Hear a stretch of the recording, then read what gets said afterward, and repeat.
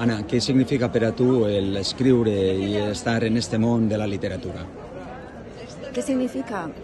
La veritat és que és una aventura apassionant, sincerament.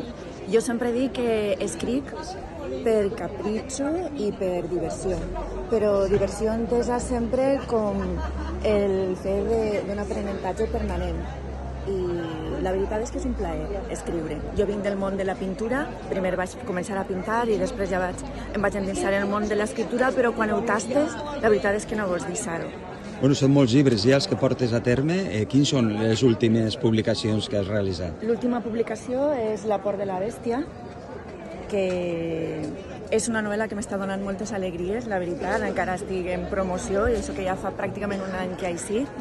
I va ser Premi Novel·la Negra València Negra i la veritat és que estic contenta de com està funcionant, de l'acollida que està tenint i espere ara a partir també de presentar-la així i del premi a Vila-real, que també es conega un poc més. Per a aquells que no puguen saber de què va la novel·la, què ens pots adelantar i què intriga té esta novel·la negra?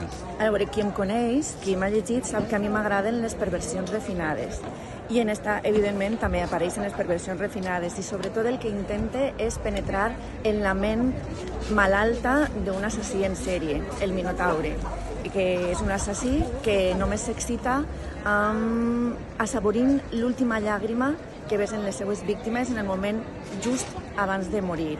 I per una altra banda hi ha una òrfena, Emily, que viu tancada a casa, confinada voluntàriament, perquè té horror a eixir al carrer i pensa que la mort l'espera a l'altre costat de la porta.